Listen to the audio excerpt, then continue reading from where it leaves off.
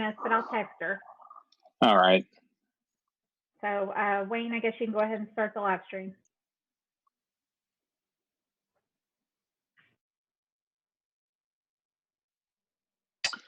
Great. Welcome everybody to the April 20th Finance Committee meeting of CPE. We've been doing these from Zoom for a long time, and so we will continue in that tradition. Heather, can you call the roll, and then I'll give out information on YouTube procedures and that kind of stuff. All right. Mr. Brandsetter. Here. Ms. Hallbauer. I see her. Ms. Minnick. Or I'm Mr. here. Minnick. Wow. Okay. Yeah, I'm here. Mr. Nelson. Here. Dr. Stat. Here. Ms. Wright. Here. And Ms. Zimmerman is, I think she just texted me and said she's joining. All right, we have quorum. Just as a reminder for everybody, this is being live streamed to YouTube for the general public. The only time that will not apply is if we go into an executive session, which I don't anticipate for today.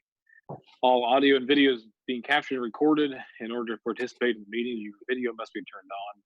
When you're not the active speaker, please ensure your microphone is muted so there isn't any background noise. If you do need to speak, please raise your hand so I can call on you before you unmute. Hey, Heather, on that note, there is a raise hand option in Zoom. Have we been using that tool? Because I can't necessarily see everybody. We haven't, but I've been keeping an eye on it. If somebody uses it, Okay. I can let you know. All right. Does anybody have any questions? And if not, we'll start. We'll go straight on into the agenda. First item on the agenda is approval of the minutes. There are draft minutes from the March 18th, 2020 Finance Committee meeting in your onboard books, starting on page 2, running down through page 4. Motion to approve. Second. All right, any discussion? All right, all those in favor signify by saying aye. Aye. Aye. All right.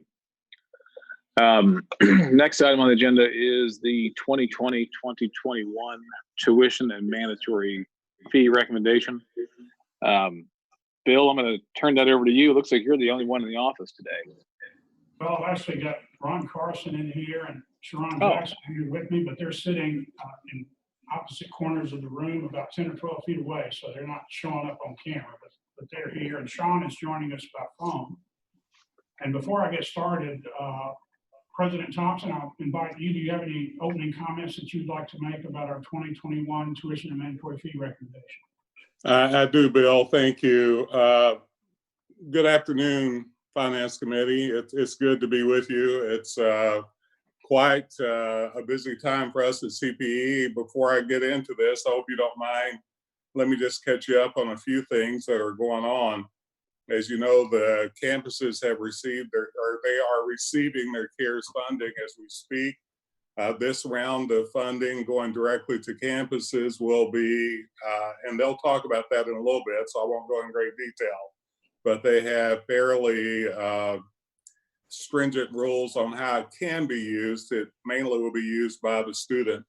I talked with USDOE late last week and over the weekend, actually, and there will be another round coming where the campuses will have a little more freedom. The governor will be receiving a pot of dollars here fairly soon. They're writing for it now. It'll be about 43 million and some change. I talked with him last week, and we're going to get some of that money to distribute. CPE will have a big hand in doing that.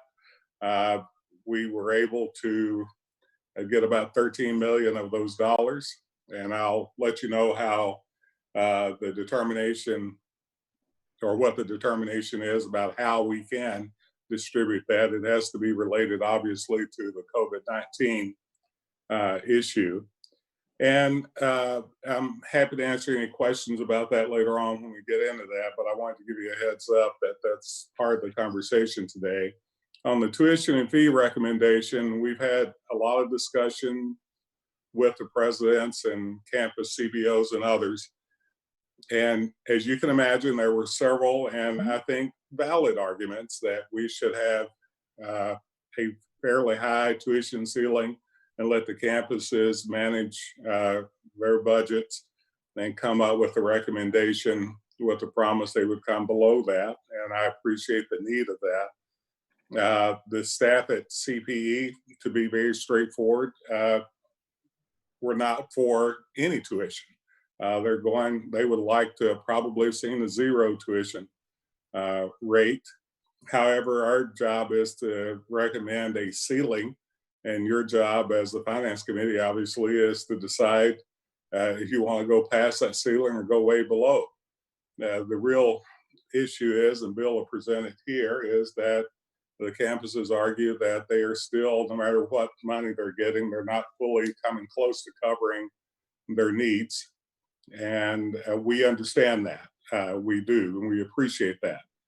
We, though, at CPE see that we have to make as a good of a recommendation as possible based on the things coming to us. And we have to look at what's going on with students this time around also, and the affordability issue. As Bill will explain, this recommendation, which is, let me be clear, it's a recommendation that we recommend y'all don't go above that. It's up to you, once again, what you do. But 2% covers about 45% of the inflationary cost increase, just to put it in perspective. But that's what's coming to you, what Bill is going to explain. This has been, once again, a situation where some campuses, actually one, Moorhead's come out and said they're already not going to raise tuition. And we applaud Moorhead for that, because we do believe that's the right way of thinking about it right now, very much so. I informed the governor what the staff's thoughts were to recommend to you all, and he was happy with that thought process we have in place. And so with that, Mr. Chair, I just wanted to kind of give you a little preamble before Bill gets into it, and happy to answer any questions that you or the Finance Committee may have. Thank you, President Thompson. Good afternoon. Good afternoon, Chair Branstetter and members of the Finance Committee. I think Heather has produced a few slides for us that will help us explain our recommendation. And Heather, if you'll go ahead and put those up. And go ahead and flip to the 2021 tuition and mandatory fee recommendation. And we're going to give you the summary level recommendation, and then we're going to take you through a few slides, and then we'll come back to the summary level recommendation toward the end. But what CPE senior staff is recommending for the upcoming 2021 academic year are resident undergraduate tuition and mandatory fee ceilings that equate to a maximum base rate increase of no more than 2%. At the public universities, that would be both the research universities and the comprehensive universities. And just to refresh your memory, the base rate is defined as the total tuition and fee charges minus any special use fees or asset preservation fees that have been previously approved by the council, and minus an agency bond fee, also known as the Build Smart investment fee at KCTCS. We back those fees out of the total tuition and fees before we apply the proposed tuition and fee increase parameters, because we want to maintain those fees at a fixed level until they expire. We don't want to provide any kind of an inflationary increase on those fees. So for the public universities, it's a base rate increase of no more than 2%, and I'll show you a table in just a moment that shows you those numbers. At KCTCS, we're recommending a tuition and fee ceiling that equates to a maximum increase of no more than $5 per credit hour. And that's in the total tuition and fee charges, which includes that Build Smart fee. And that's a 2.7% increase for the KCTCS institutions. And finally, council staff is recommending that the institutions be allowed to submit market competitive tuition and fee rates for graduate and online courses. Heather, if you'll go to table 1. These are the maximum, the proposed maximum base rate increases for resident undergraduate students at our research and comprehensive universities. In the first column of numbers, you can see the 2019-20 base rates. And then in the second column of numbers are the proposed maximum base rates for 2020-21. And then you can see the dollar change and percent change associated with the 2021 recommended maximum base rates. So basically a 2% across the board ceiling. As President Thompson said in his opening remarks, the CPE senior staff for weeks had multiple discussions about the size of that ceiling. At times we were at 0, at times we were at 1%. Several of our institutions indicated that they wanted a higher tuition and fee ceiling and give the institutions the flexibility to maybe come in below that parameter. We even had one institution suggest that the council devolve responsibility for tuition setting for the 2021 academic year and allow institutional campus presidents and CBOs to work with their individual boards and set their own tuition. Where we ultimately came down in terms of our recommendation is that we want to encourage our public post-secondary institutions to follow the leadership of President Jay Morgan at Morehead State University, if they're able to do so, and maintain the same level of tuition and fees for resident undergraduate students next year that they have this year.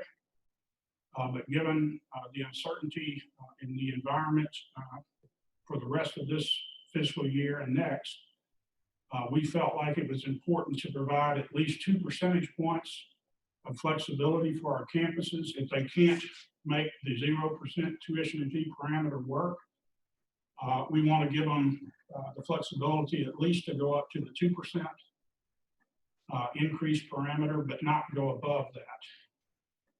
And the thinking there was to the extent that even a 2% increase can cover, as President Thompson said, between 40 and 45% of their fixed cost increases. And these are the typical fixed cost increases, not counting the COVID-19 cost and foregone revenue that the institutions might incur for the rest of this fiscal year and next fiscal year. But just their non-COVID-19 typical fixed cost increases are about $75 million. And using these parameters, the 2% across the board increase at public universities, the $5 per credit hour increase at KCTCS, it will allow the institutions to at least cover 40 to 45% of their typical fixed cost increases. Again, we would encourage the institutions to come in below that parameter if they're able to do so, or to not even raise tuition and fees. But we did want to provide the institutions that flexibility if they absolutely need it. We feel like this might be important. All indicators are that we may be heading into a recession. And if that is indeed the case, some of our institutions are going to be struggling financially, quite frankly. And to the extent that they are able to access this 2% parameter, if not to avoid, but at least minimize potential faculty and staff layoffs, we feel like this is very important while still maintaining the basic focus that President Thompson wants to maintain for this one-year tuition cycle, which is the affordability of higher education for Kentucky students and families. So that's part of the basis for this recommendation, and you can see those base rate recommendations in the second column of numbers, and again, the dollar change and the percent change. Heather, if you'll go on to table 2. This is the dollar increase that we're recommending for KCTCS. It's $5 per credit hour. In the first column of numbers, that's KCTCS's total tuition and fee charge for the current academic year, $182. And we're recommending that they be allowed to go up as high as $187 per credit hour. In the upcoming academic year, a $5 change, or as I said, a 2.7% increase over the $182 per credit hour currently. That second row of numbers shows the credit hour rate times 30 credit hours. So that's the full-time comparison rate that allows you to compare those rates to what is being charged by the public universities. Because these are not base rates, that $182 in the first column of numbers and the $187 in the second column does include that $8 per credit hour agency bond fee. But since this is a dollar increase as opposed to a percentage increase, that agency bond fee remains fixed at $8 per credit hour. And we didn't include it in the slides that Heather put together because it's a little bit detailed, but attachment A in your packet shows more detail about the total tuition and fee charges at the public universities. And in attachment A, basically what it's doing for the current academic year, it's backing out the special use fees to get to the base rate. It's applying the 2% parameter to get to the proposed base rates for next year. And then it adds those special fees back in.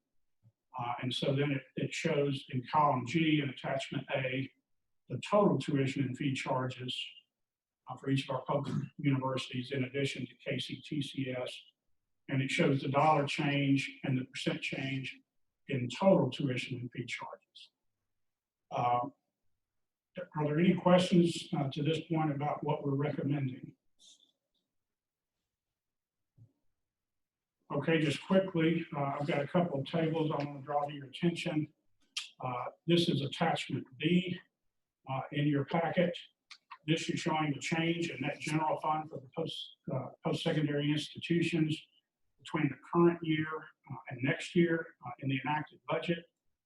And as you can see, I use the word net in those first two columns of numbers. That's to indicate that these are the general fund dollars net of about $2.5 million in debt service at UK in the first year, and net of $317,000 in fiscal year 2021 at Eastern Kentucky University.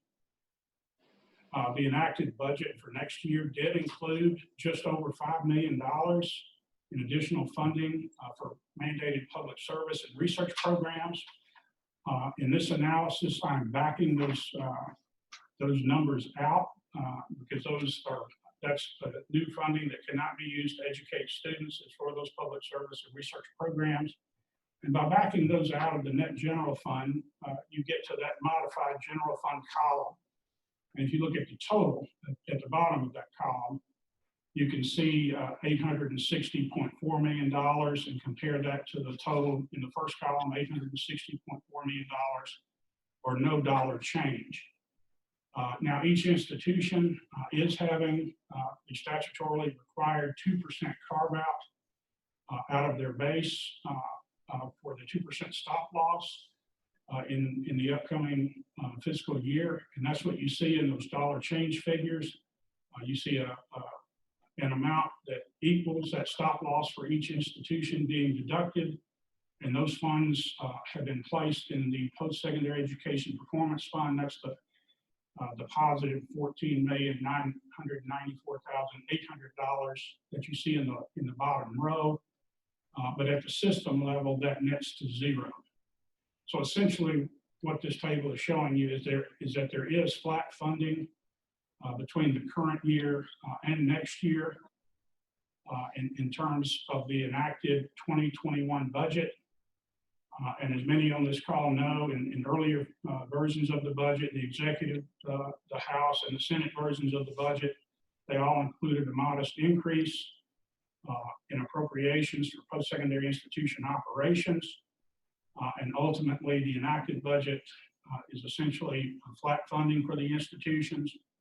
But in this very challenging environment, both CPE senior staff and campus presidents and CBOs, I think, are very appreciative that at least the General Assembly is attempting to stem the tide of budget cuts to post-secondary education that have persisted over the past decade. And so, again, given the COVID-19 emergency, for them to go forward and recommend flat funding for post-secondary education, I think indicates that higher education is a priority for the governor and for the General Assembly at this stage in the budgetary process. Heather, if you'll go on to the next table. This is attachment C, and this was described in your agenda item. These are the CARES Act funds, the Higher Education Emergency Relief Funds that are being allocated to our public post-secondary institutions. We've got a public university total of about 73.1 million, a KCTCS institution total of about 35.9 million, a total of $109 million for our public institutions. This table does not include the funding for the private institutions in Kentucky or the proprietary institutions. And it's very important that we point out in that far right column of numbers, the minimum allocation that's to be awarded for emergency financial aid grants to students is 54.5 million. And CPE staff is in the process of identifying and cataloging all costs and foregone revenues associated with the COVID-19 emergency at our campuses. And we want to get that information as quickly as we can. I believe that President Thompson and Lee Nemec and Travis Powell are putting together a plan to share with the administration, political leadership of how the funding, the grant funding that comes to the governor, which can be allocated either to K-12 education or to post-secondary education.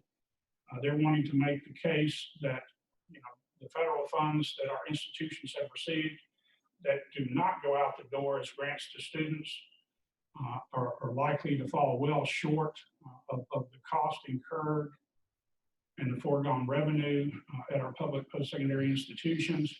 And we need to be able to make a strong case that we need to have some share of those funds that are given in the form of grants to governors for education come to post-secondary education. Go ahead, Heather, next table.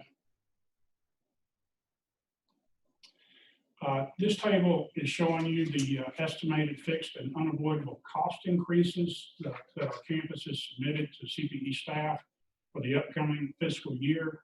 That first column of numbers shows their current year total education and general expenditures.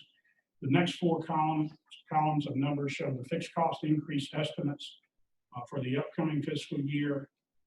And as you can see by those column headings, they include personnel cost increases, M&O for facility cost increases, increases in student financial aid, and other cost increases. And you can refer to the footnote to see what some of those other cost increases are.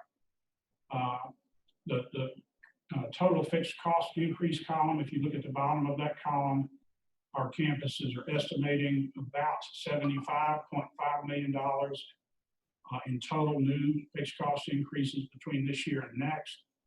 That's a percent increase relative to their E&G expenditures. Excuse me, not a percent increase, that's a percentage. As a percentage of their total E&G expenditures, that's about 2.1%. And that is very consistent with the Higher Education Price Index, which has shown about a 2% to 2.1% inflationary increase over the past decade in E&G expenditures. So this is a very good estimate, we believe, of what those fixed cost increases will be. And these do not include any of the cost increases or the foregone revenues related to the COVID-19 pandemic. And our institutions have indicated that using the 2% parameter for the public tuition increase parameter for the public universities, the $5 per credit hour increase at KCTCS will generate about $32.7 million in additional net tuition and fee revenue. And that's assuming flat enrollment growth, by the way, which we'll be very fortunate in the next academic year if we can maintain the current level of enrollment at these institutions. But that 32.7 million is only 43% of the $75.5 million estimated total increase in just your typical fixed cost. And then Heather, if you'll go to the next slide. Hey, Bill, can I ask a question here? Sure. And I started to do it on the tuition and I didn't get my mute button done in time. But what schools have introduced furloughs or laid faculty and staff off? Do you have any feel for that? And because that's a money saving issue and it's going to affect some of these numbers.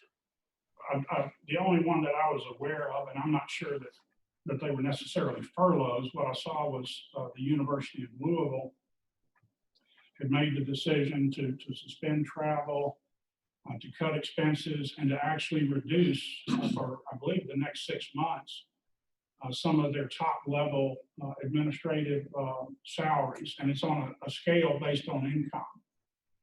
Yeah, that's correct.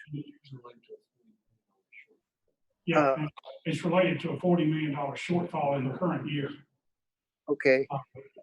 And I do know that Greg Rush attended virtually the most recent board meeting at Western Kentucky University, and the report that was given to the WKU board was, at least for now, for the current year, their revenues seem to be holding.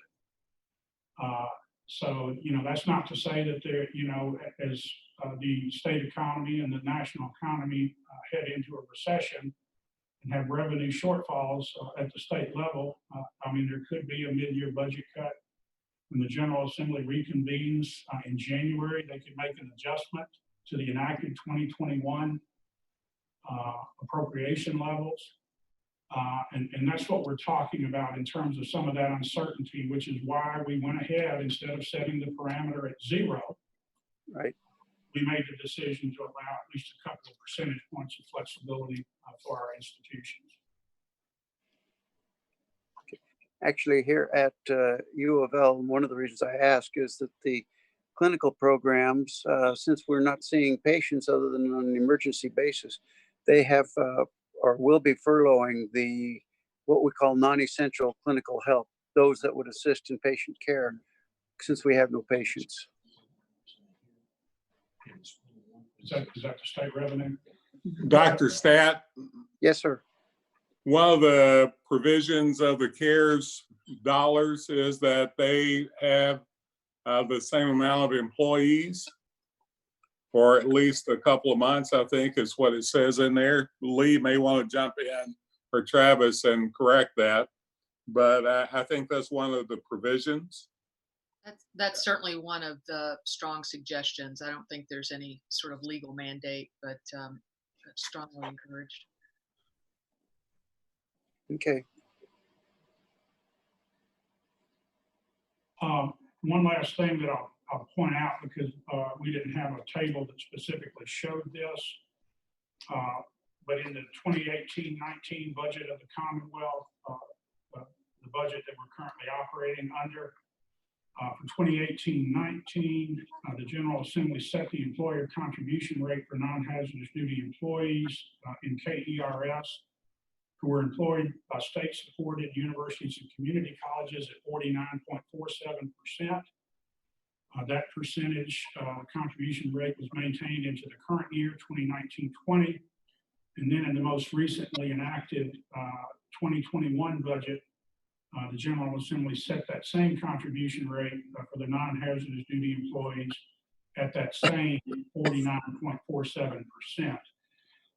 And so we're not anticipating an increase in the contribution rate, which would have had a very negative impact at our comprehensive and KCTCS institutions. But given that they fixed the rate to be the same between this year and next, we expect that those KERS pension contributions, those impacts on the post-secondary institutions' budgets to be minimal. Heather has put back up our 2021 tuition mandatory fee recommendation. Again, we're recommending a maximum base rate increase at the public universities, no more than 2%. And at KCTCS institutions, in terms of their total tuition and fee charges, a maximum increase of no more than $5 per credit hour, which equates to a 2.7% increase. And then lastly, we are recommending that the institutions working with their boards be allowed to set market competitive tuition and fee rates for graduate and online courses. And I'll stop there and we'll respond to any questions or allow council members to have discussion. Yes, Ben. Thank you, Heather. Bill, on that last item where you talked about the market competitive rates for graduate online, have we always had that in the policy? That has always been a policy. Okay, all right.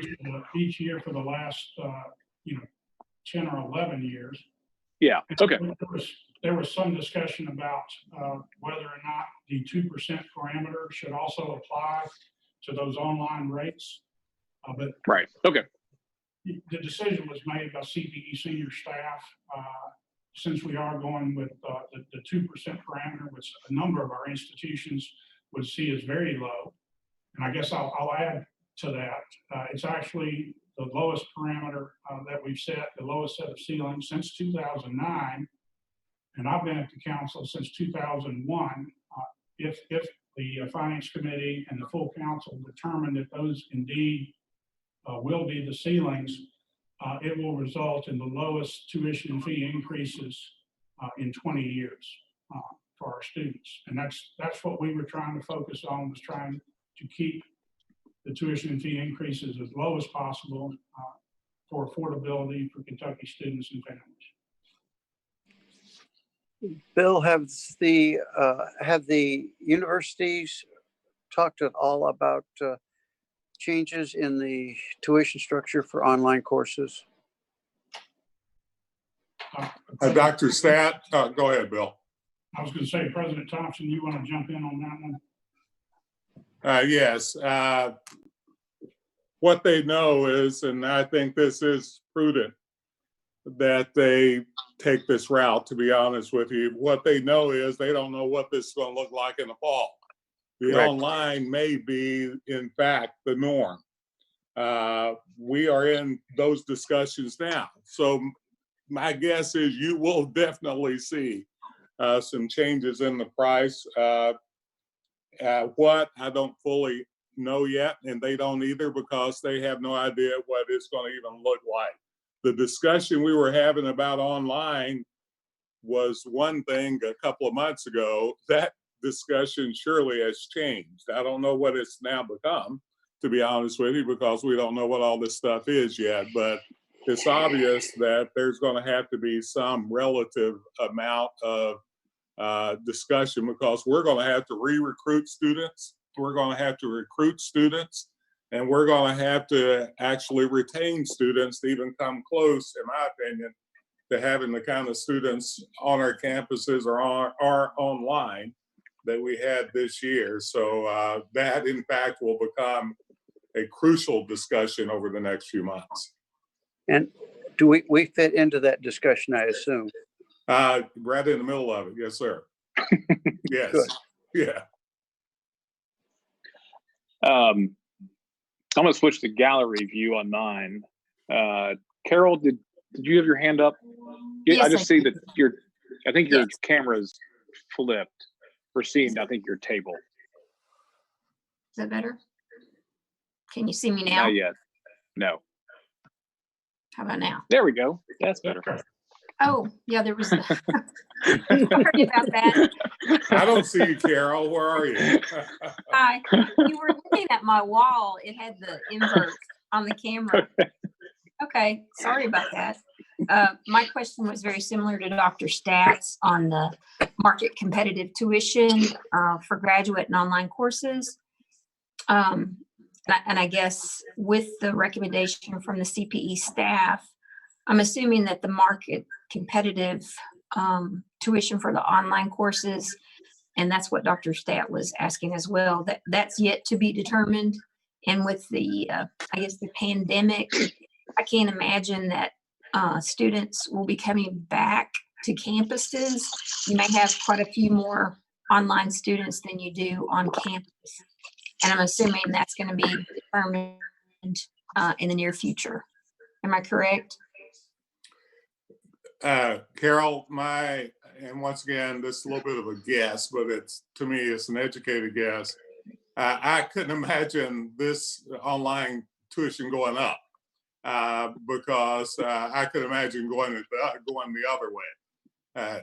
Because what they don't know yet is exactly what they're going to be offering yet in the fall. Who knows? It could be purely online. We don't know.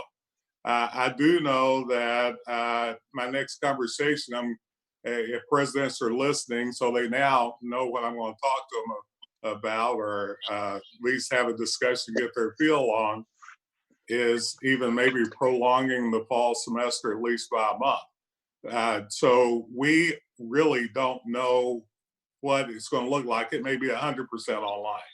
So my guess is that market competitive rates is going to be determined maybe just purely about how many people we can get back in the classes. Actually, there was in a previous meeting, I'd asked for some type of analysis on the cost of presenting online courses relative to the synchronous in classroom approach, and how much what was the cost to develop and the presentations. And I don't know that we've gotten any of that info back yet, but the question's still out there. And Dr. Stat, that's going to even change a little bit. And let me tell you why. We're having people teaching online this summer now, currently, as well as this summer, that's never taught online before.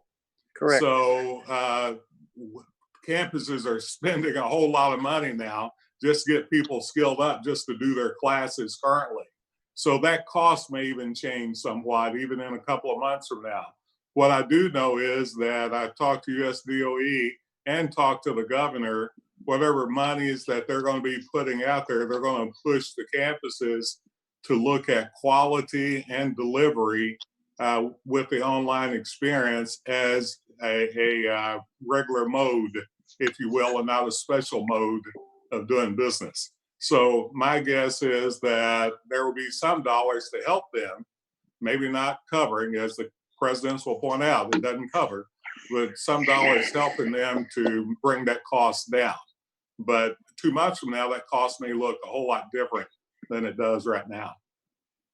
Okay. Carol, just to add to the discussion, to try to respond to your question, about 2 weeks ago, I received information, it was actually a price schedule from the University of Louisville, and they had plans to reduce all of their online pricing for the summer semester, and maybe Dr. Stat knows something about this, being at the University of Louisville. No, I don't know it. I haven't seen that. Okay, but U of L was concerned about trying to maintain what little enrollment they could for the summer semester, and they felt the need to drop their online pricing to try to encourage the most students possible to go ahead and enroll for the summer courses. So it might be that same type of environment as we head into the fall, but as President Thompson said, we just don't know at this point. Well, I can tell you Moorhead has already advertised they're reducing theirs this summer. So these are the things that are happening as we're speaking. Well, can I ask a question? Bill, on your attachment A, where you have the undergraduate, resident undergraduate rates and the 2% change, I'm assuming that basically is for students on campus, because every university and I guess college has a different rate for their online courses. So what we're considering is basically those students that are on campus. Correct. Or it could be a mix of in the classroom courses and online courses. So this is not pertaining to 100% online courses. And I think as most of our council members know, the actual per credit hour rate is typically lower for the 100% online students than it for the in the classroom students who might take an online course. But this is certainly, as President Thompson just indicated, something that we could have discussions with the CDOs and presidents with over the next several weeks and come back with some kind of a proposal or recommendation at our next finance committee meeting if members decide that's the way they want to go. Bill, did I hear you correctly that online courses are generally less expensive? The 100% online are less expensive than the online courses that students that are on campus would take. In other words, What about the surcharges that U of L and UK have that some people got some grief? Yeah, those are for the students that are on campus that are already taking a full load in the classroom that take an additional online course in addition to 12 credit hours in the classroom. Okay. Those are not 100% online students. Oh, okay. But that's the basic question. If we're in a 100% online environment in the fall, what should that look like in terms of our tuition and fee parameters? And so, Carol, your question is right on point. So this is Kim. I just want to, first of all, Bill, I appreciate what you and your team have done to try to work through this. And while I appreciate the recommendation of the 2%, I just have a really hard time supporting anything that is going to appear that we're recommending an increase to tuition given the time frame that we're in. And while I certainly appreciate that all of the schools are, going to be struggling, I just really struggle with really how does it look on behalf of this council to be making a recommendation that a 2% cap is okay during a time frame where we're not even sure that students will be back in the classroom in the fall. And since this is a 1-year budget only and a 1-year recommendation, I'm going to suggest that we strongly consider a 0% increase for this 1-year time frame until there's more clarity on what we can do in the future. Kim, I appreciate that tremendously because I think this is a conversation that the finance committee should have, and we had that for sure. And that's why we're recommending no more than 2%. And what that means is no more than 2% or anything under, because what you're saying is exactly, I think, the kind of conversation and the kind of thought process we should have at this time. And certainly we encourage our campuses to be at the 0% parameter or certainly under the 2%. But given that I would say it's virtually unanimous with Moorhead State being the lone exception, what I'm hearing from most of the CBOs, and President Thompson can tell you what he's hearing from our presidents, this 2% parameter is very, very low given what our campus administrators would like to see. And they wanted even greater flexibility to manage cost within a parameter that would be higher. But I certainly understand, Kim, where you're coming from. President Thompson and CPE senior staff have wrestled with this for the past weeks and months in this environment. Do we set the 0% parameter, which does not allow any flexibility whatsoever to the campuses? Do we set a 1% parameter? Do we set a 2% parameter, which would still maintain some level of affordability for students, but give the campuses at least a couple of percentage points of flexibility? And we can still encourage them to keep the tuition and fee increases to 0 or keep their rates the same next year as they are this year, at least in terms of resident undergraduate students. But we felt like it was important, given what we were hearing from the campuses, to provide that 2% level of flexibility. Bill, I think your comments there, or the word encourage, that's would go a long way in marketing this whole process. That's encouraged 0, but have a maximum upper limit of 2%. But the encouragement for 0 is there. I wanted to ask, in the conversations, Bill, you and Dr. Thompson have had, what kind of, if are universities looking for the increased flexibility, or are they looking at substantial cuts? If with the tuition, if there's a 0%. What they're saying is they know they're going to come in no matter what in a deficit, no matter what kind of resources they're getting from the feds or any place else. They already know that's the case because of the many years of cuts and a variety of other things. So they're looking then for increased flexibility to figure out if they even want to recover some of that loss. None of them have told me here lately they're going to raise tuition at all, other than I think KCTCS. But from everything we've had, and by the way, these conversations have changed over the last month, all the way from giving a huge ceiling to get flexibility to maybe, we shouldn't be thinking about this at this time.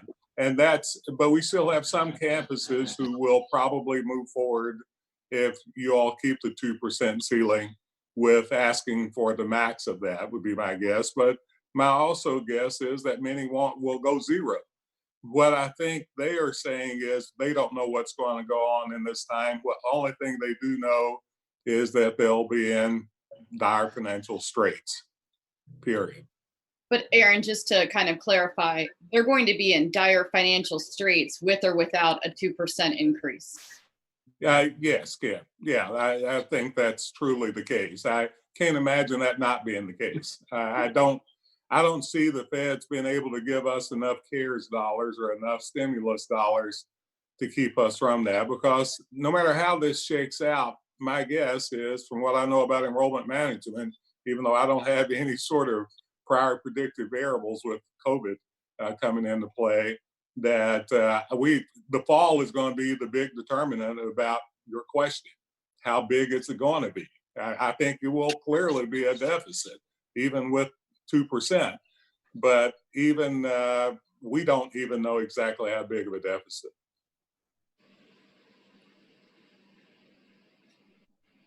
Aaron, if I could jump in, looking at those fixed cost increases for the universities, it was about $75 million. The personnel cost increases of that was $28 million, according to the slide that Bill put up. That's over a third of those costs. We're not sure, as it was mentioned, what the enrollment will be or what personnel needs will be next year as well. So that's a huge variable that's kind of hanging out there. I think Kim brings up a good point. In a time when there's a lot of fear, there's uncertainty, as I just mentioned. I think the message to the public could really be negative if whether what we do or what individual universities decide to do with the potential tuition increase. So that does concern me.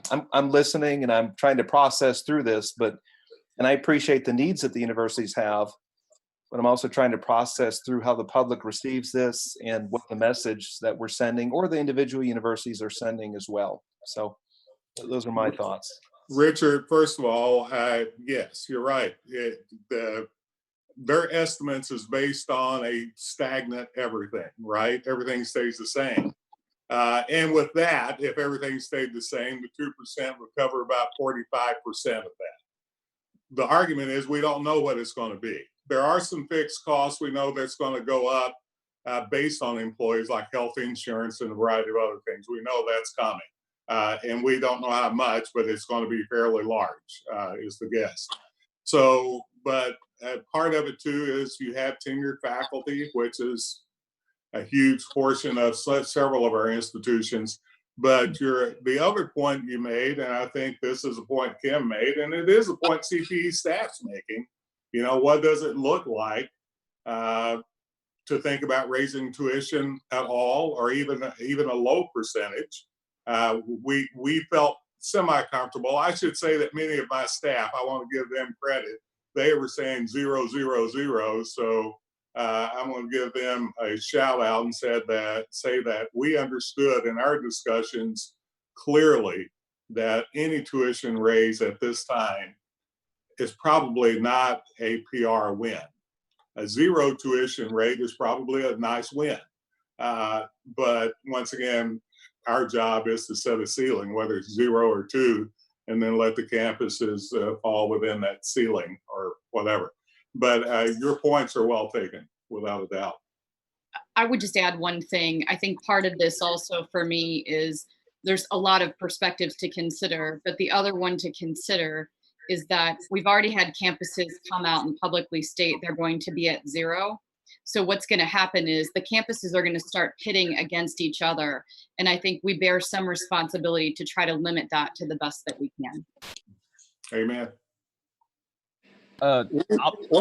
One of the things that comes to my mind is that we don't know the enrollment, particularly the in-house or in-classroom enrollment, but it still costs exactly the same to light that room, whether it's 15 students or 30 students.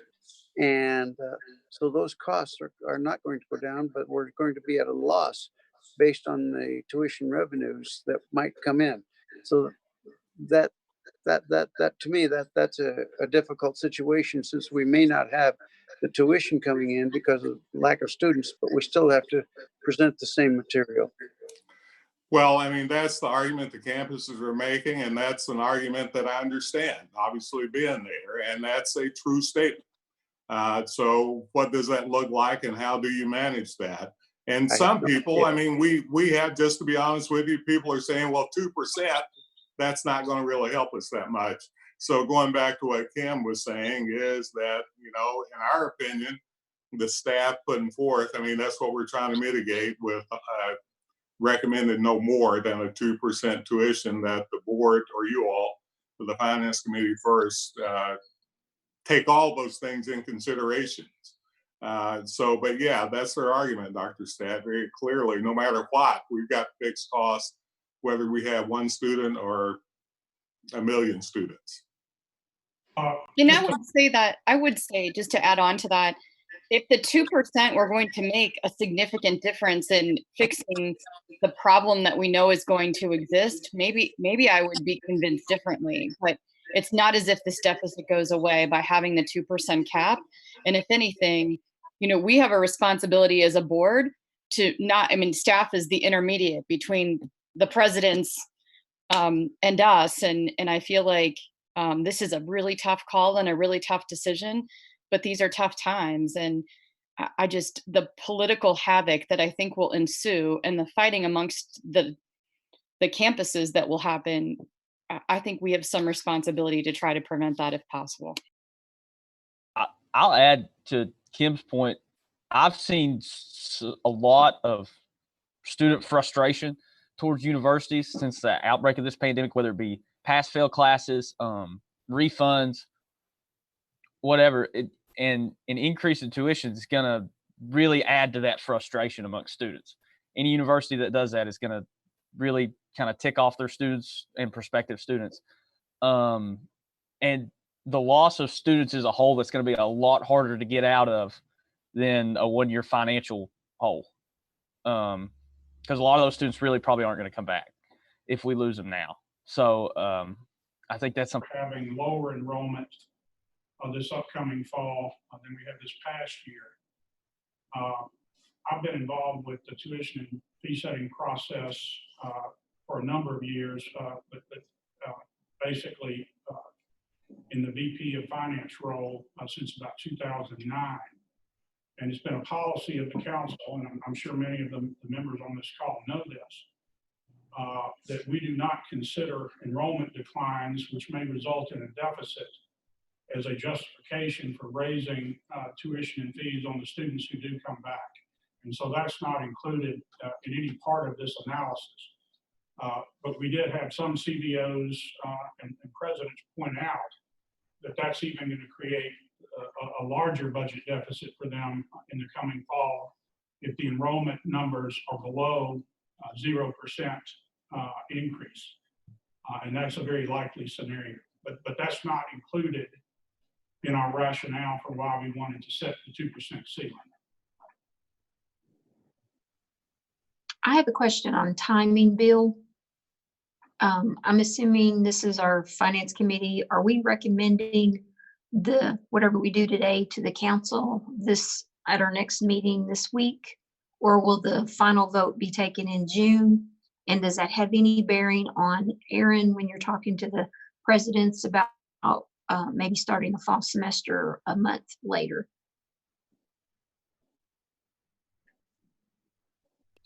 I think Heather muted me. I've probably been talking at times, didn't know I was talking. I mean, y'all didn't know I was talking. Yeah, I think all of this will interplay, no doubt. I mean, there are truly, and Bill is collecting some data from the campuses, how much they're losing daily. I think he's getting that material. What I do know is that any decision this council makes, I mean, it's up to the committee, as Ben will probably tell you, because the committees are making these decisions and recommending to the full council. But my guess is that whatever you do about whether or not we should push back the tuition and mandatory fee ceiling recommendation to mid-month next month and adopt the ceilings in June. But our CBOs, our presidents were pretty much unanimous, saying that they're in the midst of trying to plan their budgets for the next fiscal year. And they also need to get information out to prospective students, even more so now, as early as possible, and really step up their recruiting efforts to try to maintain, what level of enrollment they can for the coming fall. And so the word we got back from all of the campuses unanimously was, let's move forward with setting tuition and fee parameters at this finance committee meeting and at the council meeting at the end of the week. Okay, thank you.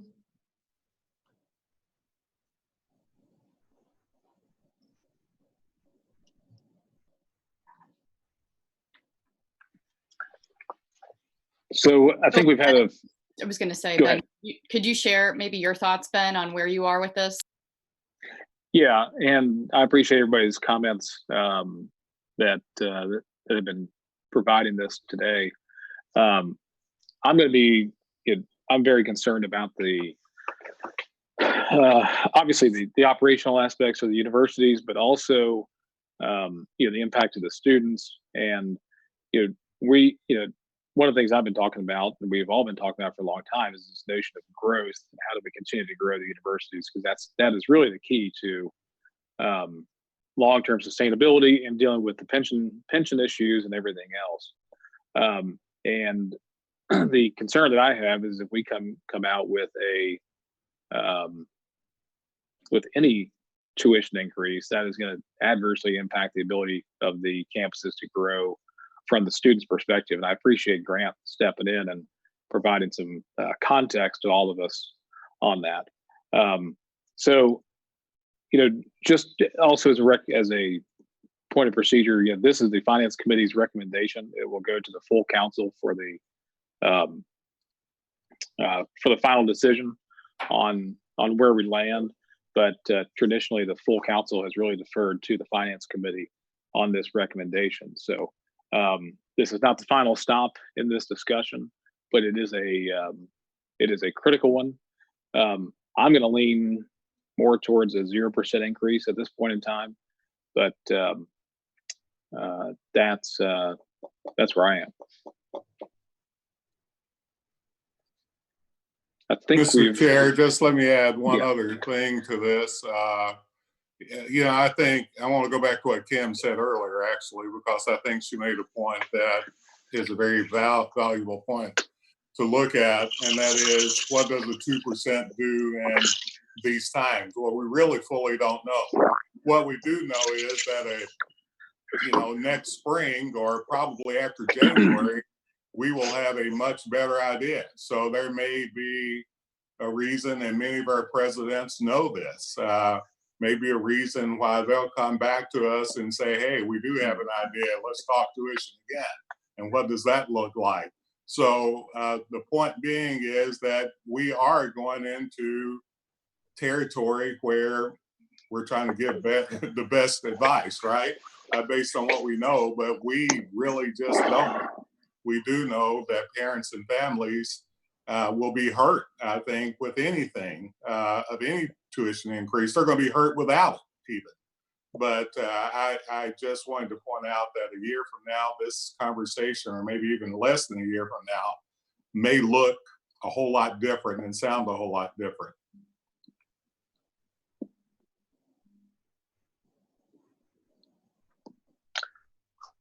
All right. Is there any? Yeah, go ahead, Bill.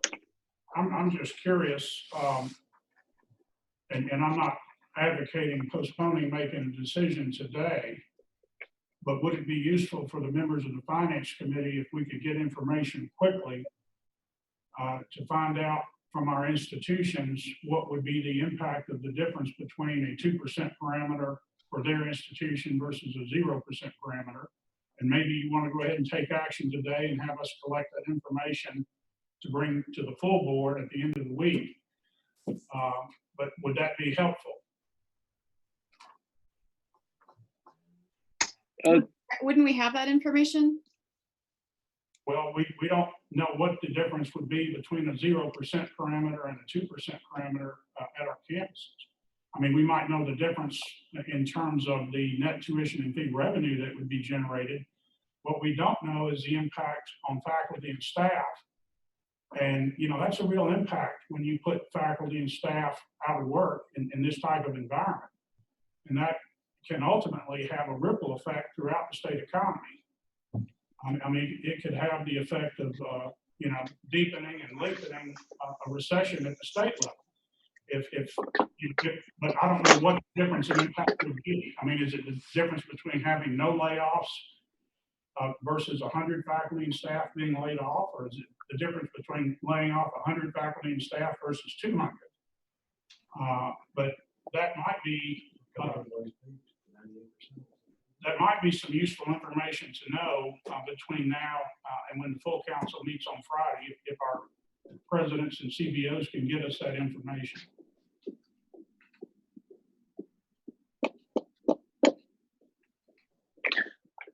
Does anybody else on the Finance Committee feel as though they need that information in order to make a decision today, knowing that we will have additional discussion on this at our full council meeting later on this week? I see I was muted, but I can go along with Bill's comment or request. Okay, yeah. Just from a procedural standpoint, that means we would need to have another Finance Committee meeting probably Thursday of this week in advance of our, just make sure I get the dates right. Our full council meeting is on Friday. Is that correct, Heather? Yes, it's Friday. Yeah, it's Okay. Friday at 9 o'clock. Friday night. There it is. Okay.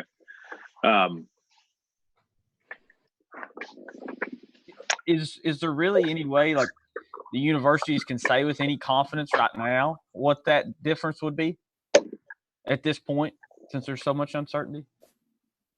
I think Grant makes a very good point. I mean, we don't know what enrollment's going to look like. We don't know. There's so many unknown factors that any data that we see is going to be, very, very subjective at this point. That's true. That's true. And for all of the numbers that you see in the analysis that we presented to you here today, we asked the institutions to assume flat enrollment.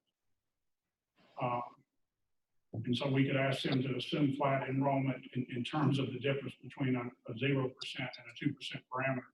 But I'm willing to defer to the knowledge and wisdom of this group, and I support anything you decide. I want to add one other thing. This is coming from one of our presidents up north, NKU. I don't think the chiefs would mind me saying this. Something along the lines of he wouldn't. He understands. He would say it. You know, he asked me, had we ever had a mid-year tuition hike?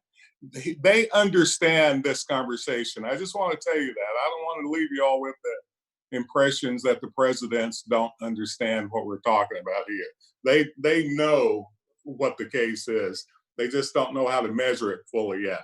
So his question to me was, would we consider a mid-year tuition increase if the state comes back and cuts us tremendously and so on? I told him that I don't know that would be the case. We have done it in the past, I think maybe one time a long time ago, but I didn't tell him I'd mention his name, but once again, he wouldn't care. But I would actually pose it to the board and the finance committee if the case is that we stick to a very low tuition ceiling or no tuition ceiling, whether there would be a case that you would listen to for a mid-year tuition hike if it comes to that need. And I would say absolutely. Why wouldn't we be willing to consider something at a later date? But in the absence of information, and I do find it, given that the headlines in the northern part of the state right now are all about Miami University actually refunding the last semester of tuition. And so, when you think competitively to neighboring schools that are making decisions, I just can't imagine we want to be anywhere in the state of Kentucky in a position where we're talking about tuition increases, given the lack of knowledge, information.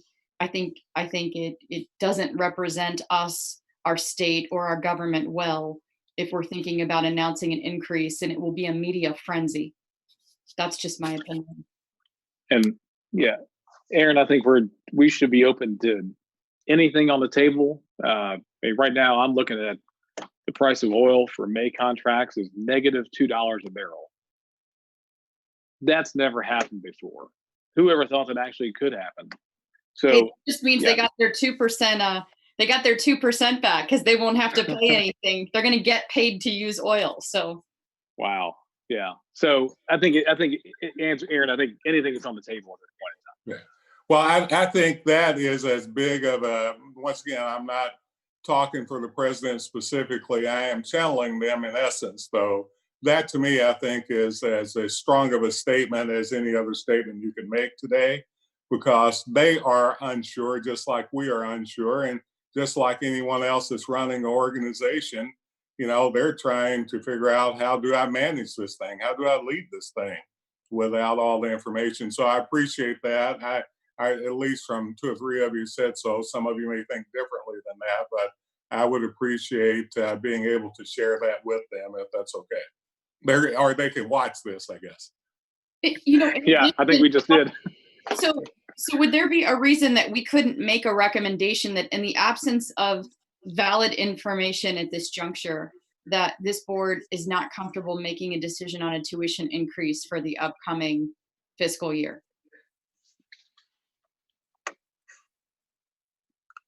The upcoming semester, fall semester. If you're going to leave the door open. Cheryl, you were muted at the beginning, so I had to unmute you. Oh, I said, I don't think we ought to call it for the school year. I think we ought to call it for the fall semester. If we're leaving the door open that we could raise tuition, because otherwise it might seem like a false promise that we're setting tuition for, or setting a zero tuition for next year. I'll pitch in and say the one issue that I would have with when students come into school, typically in the fall semester, you're expecting that to go over into the spring semester. You pay for your housing, you pay for your meal plans, you pay for really everything, or you're committing that year when you come in the fall. So really raising tuition halfway through that school year, which is how students really look at it as a school year. I don't know if that sends the best message to students going halfway through the year and then raising tuition for for your second half once you've committed to housing. I don't think it would be a definite, and also I think the challenge is there's uncertainty whether or not there is even going to be a true in-person fall semester at this point. I mean, And the other point you're making, Kim, I think it's important too. And Grant, and I know you will understand this point. When we plan our budgets, we plan on our budgets not to change either. But if they have a mid-year cut, the state has a mid-year cut, that wasn't in our plans, if you will. So the idea of, and Travis can jump in here, he's much wiser about this than I am. Plus he reads the law a lot better than I do. But my guess is that you can set tuition for next year, and then if there's a need or extenuating circumstances, you can always call back your committee for a special look at tuition early. I don't think you're stuck in the particular space that whatever you decide today. But I would defer to Travis on that statement. Travis isn't on this Zoom call, but I've just sent him the link. Oh, okay. He's watching the live stream. I'll just jump in and say, Grant, the point that you made is a very valid point. We've had 3 mid-year budget cuts since 2007-08. I believe the mid-year cut actually occurred. The mid-year cut where we actually raised the tuition in the spring occurred prior to 2007-08. And so it's exactly what you just communicated, why we don't typically respond to a mid-year budget cut by raising tuition and fee in the spring. Students and families plan as they come in the fall to know what their annual tuition and fee bill is going to be. And it's in consideration for students and families that, for the most part, at least since 2007-08, when we've had mid-year budget cuts, we haven't revisited the parameters in the spring. Just a note as to what the law says. It just says that the council has the authority to quote determine tuition. So it's kind of whatever you guys want to do. Hey Travis, I want to be wherever you are, man. Well, I'm at my house, so in my backyard. So okay, you look like you're at a park somewhere. So okay. Well, it's a big yard, but yeah, it's nice out.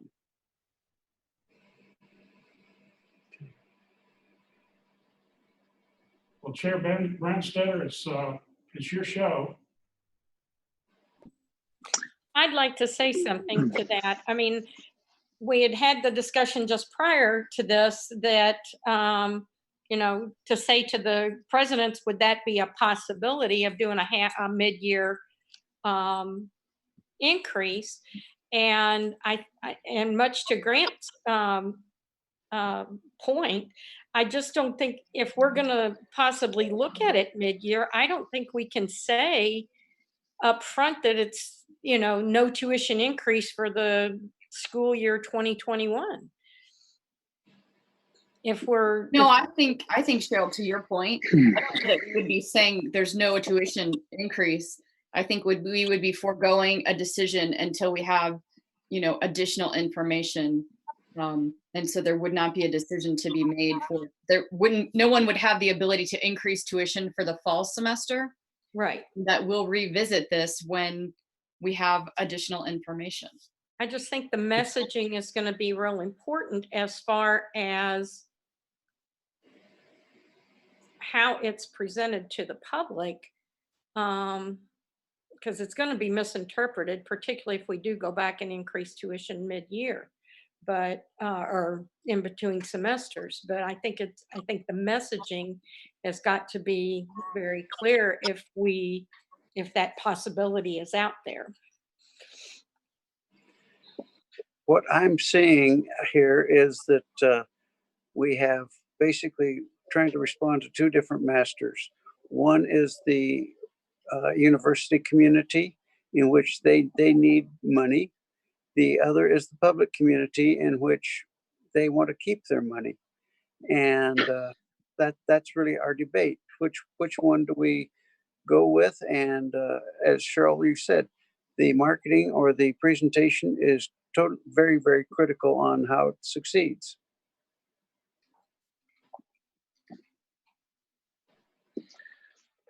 So do we have a recommendation or a motion that can be put forth for more detailed discussion? Not that we haven't already had detailed discussion, but I'm happy to make a motion, and if someone's willing to, if they feel like they'd like to counter it, that's fine. But I would make the motion that we have a 0% tuition increase for the upcoming school year. I have a question. I'm sorry, Kim. I have a question. How much time do we have to work with until the universities need an answer from us? yeah, so from a process standpoint, we've got to take, the full council has to take action on this at our meeting on Friday. Then we will then come back, I believe, at our June meeting, and we will take additional action based upon the actual campus board of trustees and what they set. So from a process standpoint, we're not setting the actual tuition rate. We set the ceiling. They can set it anywhere below that ceiling. So that's really what we're doing today, is making the Finance Committee's recommendation for the ceiling to the full council on Friday. We then take action on Friday to set the parameters. It then goes back to the campuses. The campuses then come back, and at our June meeting is when everything is finalized. Can Kim repeat her motion, please? I'm going to make a motion that the Finance Committee recommends to the full council a 0% tuition increase for the upcoming 1-year time frame. I'll second that. Kim, The upcoming what? 1 year, the same as the budget. Does this reflect what you're saying?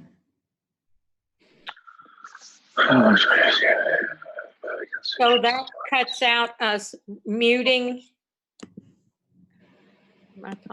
So that cuts out any possibility of a tuition increase in between semesters. No, I think it's saying that public institutions would be allowed to submit for council review and approval tuition and fee rates. Am I reading that correctly? If they have an exception they want to ask for, they would be allowed to ask for the exception. But we are recommending a 0% increase. Is that what we're saying here in this? I don't see that. No, they're two separate things. That second one was in the original. The second one is for graduates, non-online courses only. Oh, sorry, I can't. Right. So it's just the first one, changing it from an increase to a 0%. I just want to see if that's what you were saying. Yes, that's what I'm saying. And you're saying it for the entire year, Kim? I'm making the recommendation for the entire year. Okay. Although I don't know that I would be opposed to, if there is a significant reason that we need to evaluate for a specific university, why there would need to be a tuition increase as a one-off. I guess we could evaluate that, although it seems inconsistent. But my recommendation would be as written in this bullet point number 1. Yeah, Cheryl, I see where you're coming from in terms of that messaging. I guess from my perspective, there are so many variables that are still going to be playing themselves out between now and, let's say, January of 2021, that I don't think that the motion as drafted now necessarily precludes us from doing anything in the fall to make an adjustment. Well, because we can always, because we have the ability to come back. So I think there are too many variables out there for us to try to nail that down. I'm not disagreeing with that at all. I'm just saying, I think if there's a possibility of us entertaining, like what Aaron was saying that came from Northern Kentucky, would we look at that? I think coming out now and saying that there would be no tuition increase for the entire year, is there something wrong with us coming out and saying there would be no tuition increase for the fall semester? And then again, we would have to revisit it, and it would be early in the fall when we do have more information, and then we could say it then and reiterate it for the rest of the year if we wanted to, but then we're not tied to what we've said as a for the school year. Yeah. And it's all in what our intent is. And if we want to make a determination, will we entertain that mid-year, then I don't think we ought to send the message that it's going to be for the whole year. That's all I'm saying. And, you know, if you don't want to entertain that mid-year, then that's fine. And you make the statement that there's 0% increase for the entire school year. The other thing, I just want to throw this in, and I know you know this already, but I think Ben just said this, but I'll repeat it. They can come to you in June and ask for an exception to your ceiling. I mean, that's been something that's been done in the past. Any campus are allowed to do that under policy. Now, whether or not you would accept or deal with that is you. And it has been done in both ways in the past. But I just want to point out that a campus has the right to ask for an exception to their campus for whatever extenuating circumstances they would argue to whatever ceiling you set. Do we have to give them audience? Because I can't imagine that they all wouldn't take advantage of it if they wouldn't like to have more money through tuition. And I'm just throwing some things out there. It's just, I think for me, the messaging is very important. And it's not that I'm opposed or for anything one way or the other, but I think it ought to be a clear message.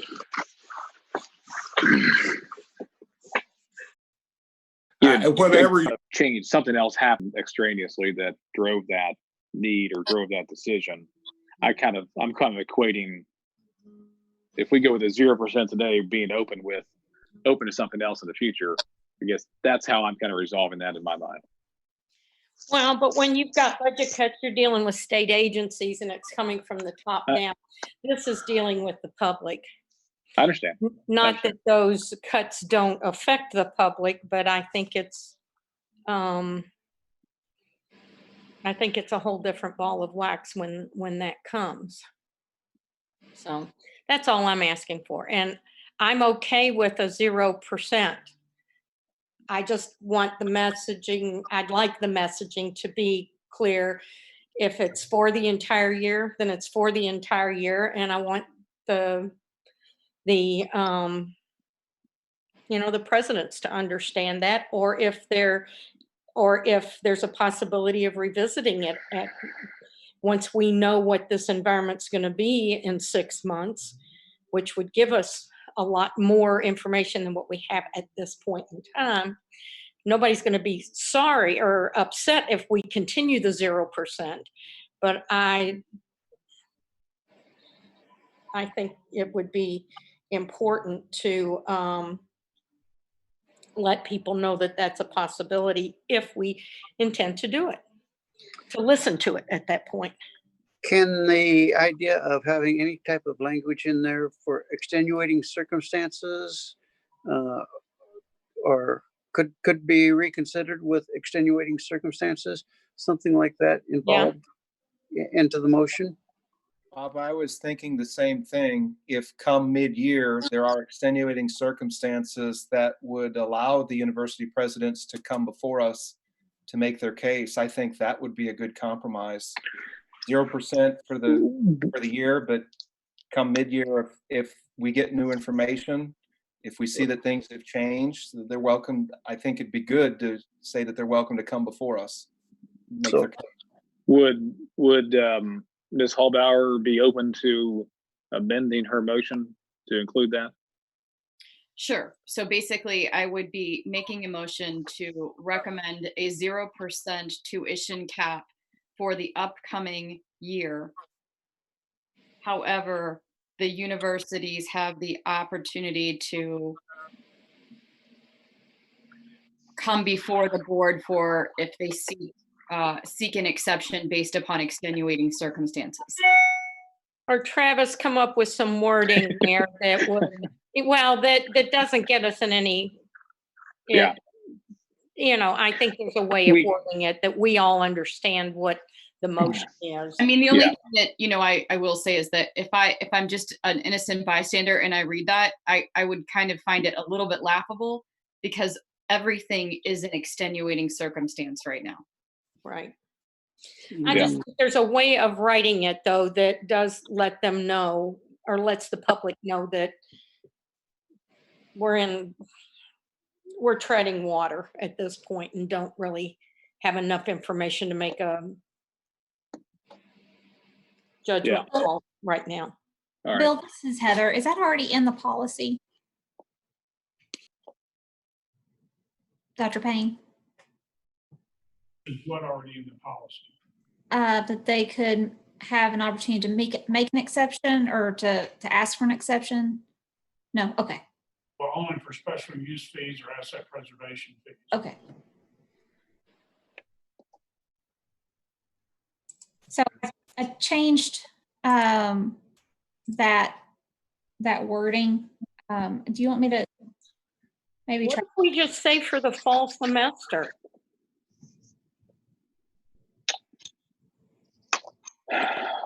I think we're better off to say for the year. For the year? Because I think, to your point earlier, it's just too confusing of a message. Yeah. Okay. And I think if you say only for the fall semester, that means you have to come back and take action for the spring semester. Right. I would agree with Kim on this one. Okay. Adopt a ceiling, you need to adopt it for the year, and then just make a decision whether you want to include language that under some kind of very extreme circumstances, you know, the council reserves the right to revisit the parameter. For the spring semester? That's correct. I think that sounds good, Bill. So would it be, this is Travis, would it be us revisiting the policy, or would it be the individual campuses asking for an exception to the policy? I'd like to see us revisit it, because where we opens it up. revisit it if the circumstances warrant, not where each school could come to us, which is essentially what would happen. But I want to keep the control with us. Exactly. Well, either way it would be, but it's just whether or not you want to revise the entire policy, or if you want to let individual campuses ask for exceptions and approve it that way. That's what you need to decide. Well, I think it needs to be the whole policy. Okay. Yeah, I think that's going to be a simpler step down the line. Agreed. It will effectively be each campus, but it needs to be a macro, an overall macro policy. Because we've had differential, correct me if I'm wrong, but I think we have had differential percentage increases in the past that it wasn't a blanket 2% or 3% type approach. Well, Chair Branstetter, I agree with you on this other level too, and that is we don't know what all this is going to lead to. We may be dealing with this, folks, for a lot of years. This may not just be a few months or one semester thing. So I think having a policy change allows us to be more dynamic with the unknown, I guess. All right, Heather, I think you were editing the sheet. Can you put that back up on there, because we've had a couple adjustments to the original motion. Okay. Thank you. I was trying to keep up and I got very confused. So this sentence here I highlighted, I put that in wording, but it sounds like you guys are going to make a change separately for that. Heather, the last thing that I heard from Cheryl Zimmerman was, instead of saying institutions have the opportunity to seek an exception, just say if extenuating circumstances arise, the council reserves the right to revisit the 2021 parameters. And I don't know if you want to say during the fall semester of 2020. Because that's what would have to be done. Sorry, reserves the right to what?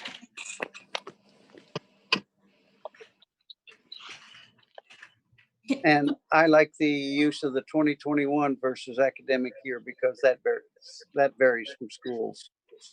You could just say the council reserves the right to revisit the parameter as warranted. That's even better. Hey, folks, when you get through, I'm getting texts from presidents, and they've asked me to relay to you some of their messages. If I might, I'd like to do that. Is that okay? Please. Go ahead, Dr. Thompson. This one is from Jay Box, which I think captures some of what I've got. Said, by you voting no, increases will result in major layoffs for KCTCS. In its attempt to not have any student shoulder the cost of the pandemic, CPE could decide that hardworking employees would lose their jobs. I absolutely want a chance to testify in front of the board. Okay.